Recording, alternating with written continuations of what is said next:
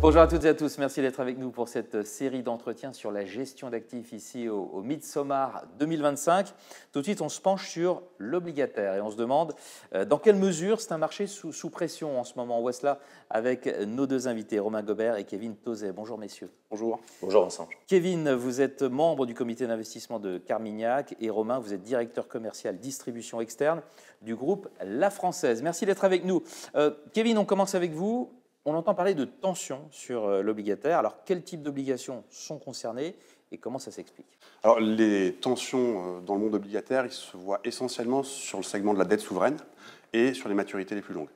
On a vu, par exemple, des rendements, et c'est un phénomène qui est, on va dire, assez mondialisé. On a vu des rendements, que ce soit sur des obligations longues, donc 20 ans, 30 ans japonaises, américaines, allemandes, remonter assez fortement. On parle d'une hausse de ces taux longs, de l'ordre de 0,5%. Donc c'est quand même assez conséquent. Pour certains pays, on pense notamment à l'Allemagne, on pense notamment au Japon, on a quand même une conjoncture économique qui est plutôt améliorative, qui va plutôt dans le bon sens. Donc plus de croissance économique, ça veut dire des taux allemands plus élevés globalement. Au Japon, on a un retour de l'inflation au Japon après 20-30 années de déflation. Et la Banque centrale japonaise met du temps à bouger.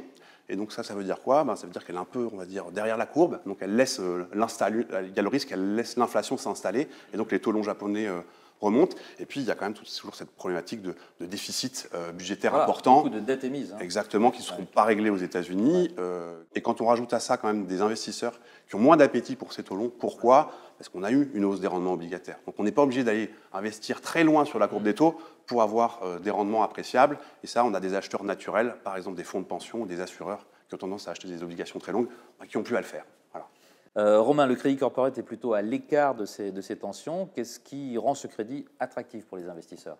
Alors effectivement, la tension a un peu disparu sur le marché du crédit corporate, des entreprises, obligations d'entreprise.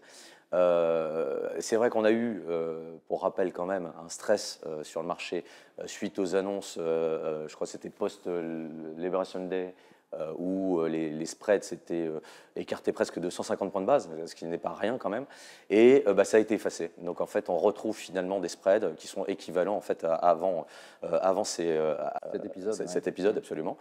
Donc grosso modo aujourd'hui sur la performance crédit year to date, on est entre 2 et 3% de performance en fonction des zones géographiques. Et il y a un phénomène de rareté aujourd'hui sur ce marché-là, avec des émissions obligataires sur le crédit qui sont un peu moindre en tout cas que sur les obligations d'État. Et donc normalement, ce marché-là devrait bénéficier un peu plus en tout cas, de collecte ou en tout cas de demande plutôt que les obligations d'État, puisque les entreprises aujourd'hui sont très solides. On parle aussi bien du high yield que de l'investment grade. Absolument, on parle aussi bien du high yield que de l'investment grade. Et en plus de ça, c'est vrai qu'on peut rajouter aussi que les taux de défaut sont quand même contenus, que ce soit aussi bien sur l'investment grade que sur le high yield, voilà, avec un atterrissage qui devra arriver autour de 3,5 ou 4% sur le marché high yield. Kevin, chez Carmignac, comment composez-vous avec tout cela dans vos portefeuilles? Quelle catégorie de titres sélectionnez-vous? Dans quel secteur? Alors, comme l'a dit Romain, c'est vrai qu'on parle de tension sur les rendements obligataires ou dans le monde obligataire. On a eu des valorisations, notamment sur les primes de risque crédit, souverains ou d'entreprises, qui se sont là aussi tendues. On a un renchérissement des marchés.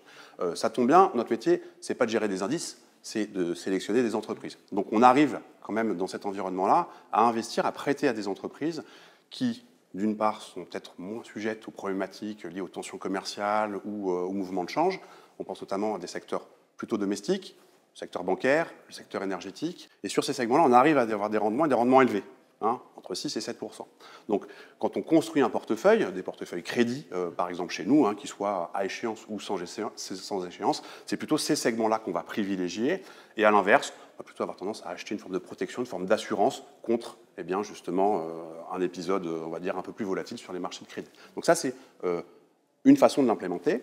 Quand on élargit un peu le spectre, si on regarde autre chose que les marchés du crédit, on a aussi des gestions flexibles obligataires dans lesquelles on va privilégier ces obligations plutôt d'entreprise et on va à l'inverse rester à l'écart de ces maturités longues, donc cette dette, on va dire, de long terme souveraine.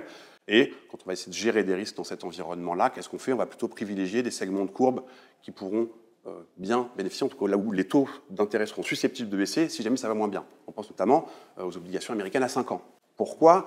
Parce que la dynamique tarifaire, elle induit un choc, on va dire, stagflationniste aux États-Unis. Hein, moins de croissance, plus d'inflation, ce qui risque de mettre la Réserve fédérale un peu dans un coin. Elle ne pourra pas forcément baisser ses taux d'intérêt parce que l'inflation est rémanente. Et ça veut dire que ce que la Réserve fédérale ne fait pas aujourd'hui, elle devra en faire plus demain, et donc on préfère ces maturités 5 ans. Romain, à la française, quelles sont vos stratégies obligataires du moment? Que favorisez-vous? Encore et toujours, la stratégie innovante avec un fonds qu'on a lancé à la française depuis maintenant 3 ans. C'est un fonds thématique qui va aller chercher des sociétés high yield à 100% et on va aller travailler que sur 25% du marché high yield mondial. Puisque ce marché-là va nous permettre, d'avoir moins de défauts sur ces 25% et avoir normalement un peu plus de performance. Donc, on va aller choisir cette stratégie-là. Et puis, la deuxième stratégie obligataire qu'on pousse, en tout cas en ce moment, c'est la partie Seagon Management, qui est notre gestion alternative crédit à la française, et pas que d'ailleurs, obligataire global, puisqu'il y a du crédit, enfin il y a des obligations d'entreprise, mais il y a également des obligations d'État, convertibles, etc. Donc on va aller mixer en fait tout ce qu'on peut retrouver sur l'obligataire et aller chercher en fait les anomalies de marché. Et étant donné qu'il y a des tensions, comme le disait très bien Kevin, étant donné qu'il y a des tensions sur les dettes d'État, en fait on va pouvoir essayer de trouver des solutions et des anomalies de marché sur un fonds type Seagon Management. On appelle aussi ça les inefficiences. Absolument, je crois. Inefficience de marché, absolument. Kevin, avant de se quitter, quels sont les points d'attention, les secteurs à éviter?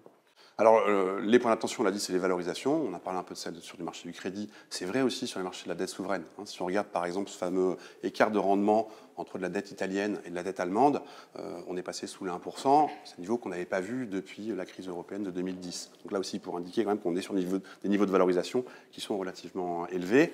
Donc, ça veut dire que sur des secteurs qui sont, on va dire, qui sont très exposés à ces problématiques-là, il faut faire attention. On pense notamment à l'automobile, pareillement sur le secteur de la chimie notamment. Et enfin, une bonne nouvelle, c'est que ces marchés du crédit, vous parliez d'inefficience, sont beaucoup moins bien couverts que les marchés d'actions. Et donc, quand on fait de la gestion, de la sélection active d'obligations, on arrive quand même à construire des portefeuilles avec des rendements attractifs. Et avant de se quitter, pour finir, je crois qu'à la française, vous restez à l'écart des émergents. Pourquoi? Alors, ça fait quand même quelques années où on estime que les émergences, c'est compliqué, en tout cas aussi bien sur le crédit que sur les obligations d'État, parce que notamment, c'est très lié au dollar, qu'il y a eu une grosse pression des Américains aussi sur tous ces secteurs-là. Et donc, nous, c'est vrai qu'on estime, aujourd'hui, on a plus de coûts à prendre plutôt que de rendements à aller chercher sur les zones émergentes. Voilà. Messieurs, merci beaucoup. Merci d'avoir été avec nous, Romain Gobert, La Française et Kevin Tauzet, Carmignac. Au revoir. Merci. Merci.